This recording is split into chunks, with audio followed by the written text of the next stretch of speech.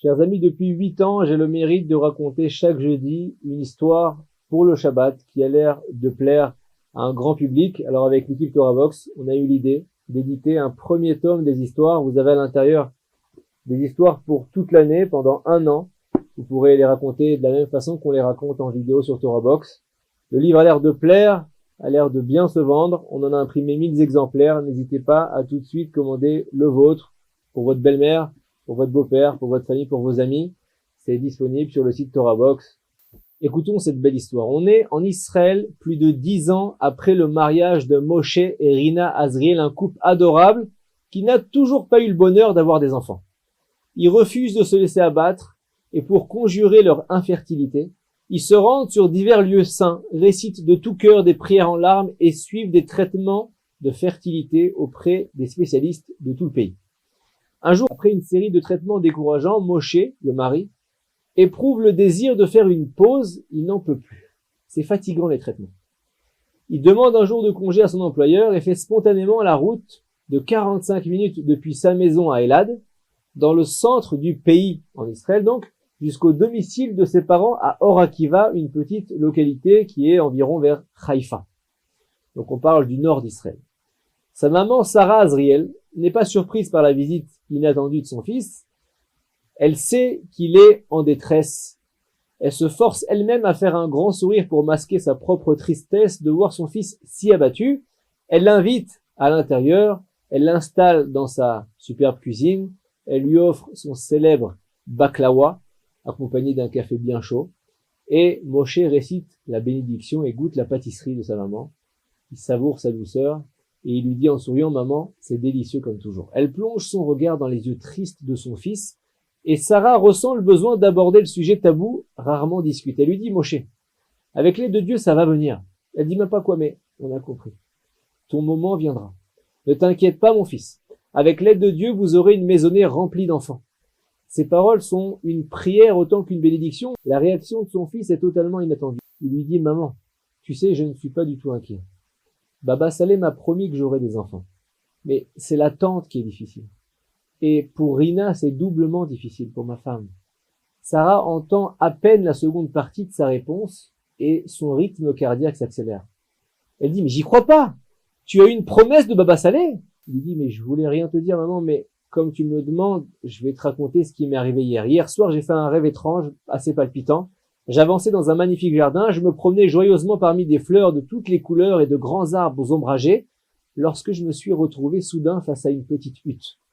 J'ai vu que les murs étaient peints en noir, et bien que ça paraissait inquiétant, quelque chose m'a poussé à entrer. J'entre dans la salle et j'aperçois Baba Saleh assis au centre de la pièce, et dès que je le reconnais, toute la pièce se remplit d'une lumière assez scintillante. Baba Saleh tourne son regard pénétrant vers moi et me demande, « Oui, mon fils, est-ce que je peux faire quelque chose pour toi ?» Et là, je commence à pleurer. Toutes mes joues sont inondées de larmes et je fais part de notre triste situation de couple sans enfant et de notre désir profond d'en avoir. Je décris à Baba Saleh la longue et douloureuse route des traitements médicaux, les innombrables déceptions qu'on a endurées. À ma grande surprise, Baba Saleh me répond, « J'aimerais que tu me racontes tes problèmes plus en détail. » Je me mets à décrire la solitude inimaginable que nous ressentons, le silence qui pèse, qui règne chez nous. Je raconte que notre maison est toujours impeccable, en l'absence du désordre d'enfants qui la remplissent de leur présence joyeuse. Je lui confie à Baba Saleh comment j'ai parfois le sentiment que le silence va finir par me consumer. Rabbi Israël Abersera, Baba Saleh se met à pleurer.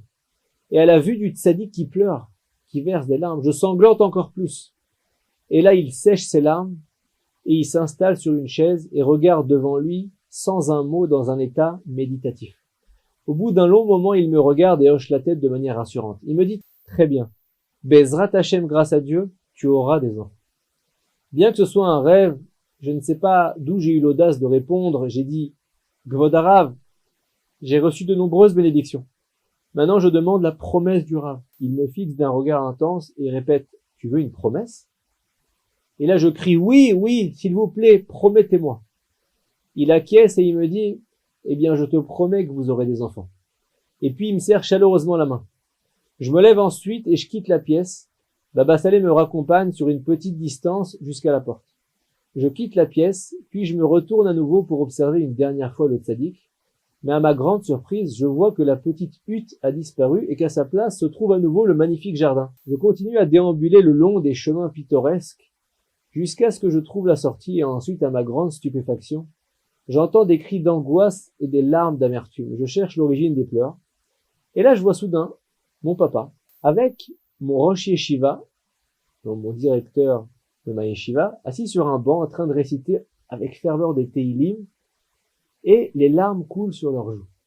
Et lorsqu'il me voit s'approcher d'eux, il me demande, Baba Salé, t'as-t-il vu?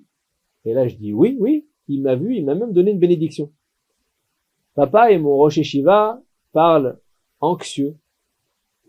Et le Rosh Yeshiva me demande sur un ton hésitant, il me dit, mais est-ce qu'il t'a fait une promesse? Et là, je dis, oui, il m'a fait une promesse. Papa et mon Rosh Yeshiva se prennent par les mains et saisissent les miennes, et papa crie joyeusement, alors dansons et célébrons.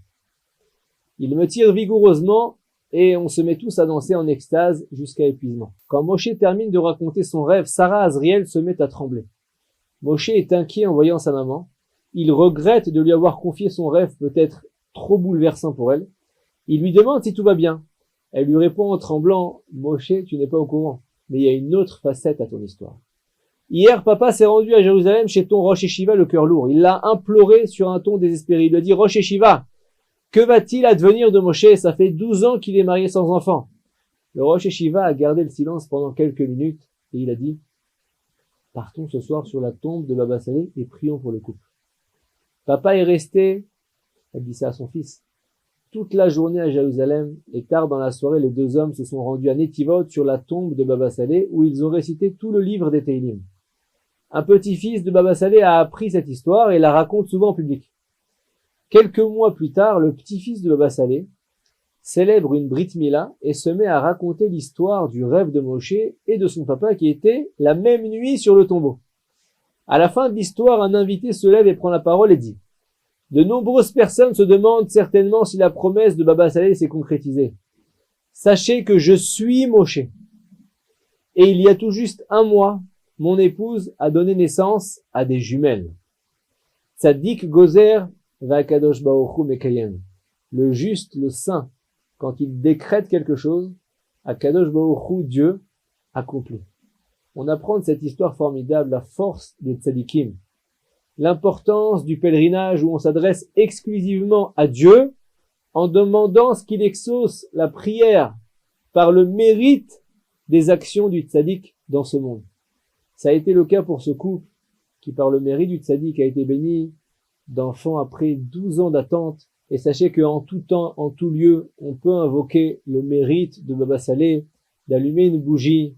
Le tzaddik, pendant sa vie terrestre, a tellement donné à Israël, il a tellement reçu de sruyot, il s'est tellement investi pour l'homme Israël que il a des mérites infinis à vous donner.